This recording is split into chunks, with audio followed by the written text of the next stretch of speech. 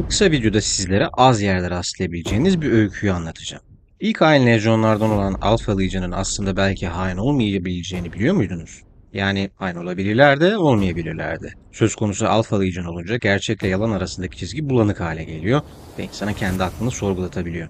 O nedenle birazdan anlatacaklarımı duyunca bu tam da Alpha Legion'ın yapacağı bir şey diyebilirsiniz. Heresy öncesinde de Alpha Legion gizli kapaklı iş yapmalarıyla savaş doktrinlerini şaşırtmaca üzerine kurumlarıyla nam salmış bir lejyondu.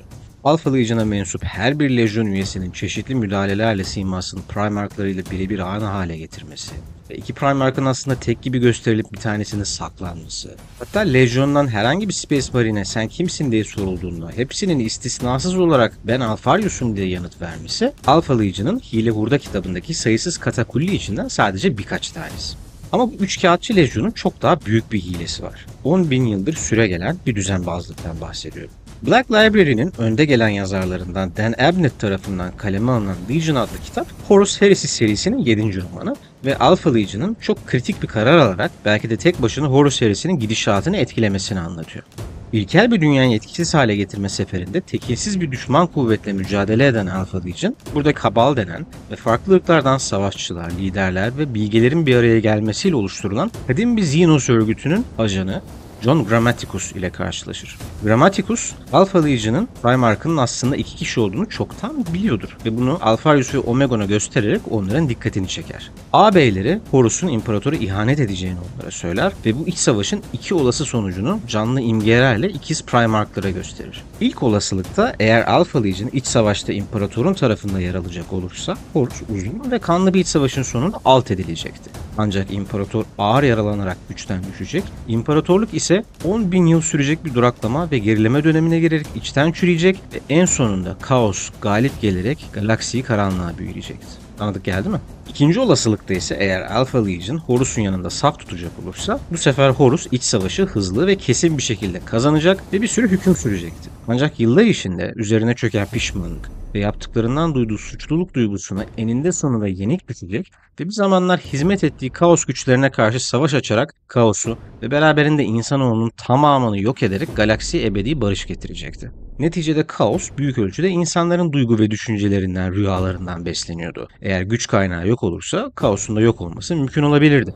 Mevcut imparatorluk tarihinde Alpha Legion'ın kimin tarafında saf tuttuğunu biliyoruz. Ama bu Alpha Legion'a gösterilen sonucu verdi mi? Alpha Legion Horus'un tarafında saf tutarken arka plandaki gerekçelerini biliyor muyuz? Düşünün, hain lejyonlar içerisinde Eye of Terror'a kaçmayan ve Heresy öncesindeki renklerini kullanmaya devam eden tek lejyon Alpha Legion. Bunun da ötesinde Alpha Legion'ın savaş narası taraf değiştirdikten 10.000 yıl sonra bile For the Emperor. İnsanlar bu savaş narasının alay amaçlı olduğunu düşünüyor. Ama bunun ardında daha karmaşık bir gerçek olabilir.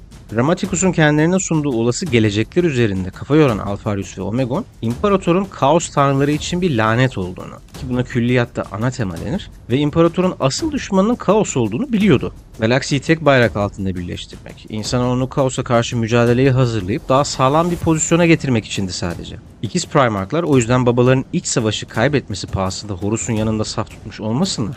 Böylece babalarının asıl amacı olan kaosun yok oluşunu hazırlamazlar mıydı? Yani kısa vadede imparatora ihanet etmiş gibi görünerek uzun vadede onun vizyonunu gerçekleştirmek için bir fedakarlık yapmış olurlardı, öyle değil mi? Bu açıdan baktığınızda isyandan 10.000 yıl sonra dahi Alpha Legion aldığı sorumluluğun bilincinde olarak bu fedakarlığını sürdürüyor ve bir zamanlar kardeşleri dedikleri Space Marine'ler tarafından avlanma pahasına hala yaptıkları ne varsa bu amaç için yapıyor gibi görünüyorlar. Çok az kişinin yapacağı bir fedakarlık bu. Ya da öyle mi? Daha ilginç bir soru sorayım. Kaos'a karşı mücadelesinde hiçbir bedeli ödemekten çekinmeyen ve koskoca medeniyetlerin yok olmasına sebep olan Kabal ve ajanları John Grammaticus, en genç ve en kurnaz lejyonun ikiz Primarklarını manipüle etmiş ya da oyuna getirmiş olamaz mı? Alpharius ve Omegon'un oyuna getirilemeyecek kadar kurnaz olduğunu düşünüyorsanız bir daha düşünün derim. Kabal, daha ilkel insanlar dahi var olmadan önce belki de milyonlarca yıl önceden beri kaosa karşı mücadele veriyor. Ve imparatorluk uzay zamanın akıl ermez enginliğinde Kabal için ufacık bir su damlası. Hükmettiği 1000 yıllar Kabal'ın gözünde saniyeler kadar kısa ve Alpharius ile Omegon çaresiz birer bebek kadar saf.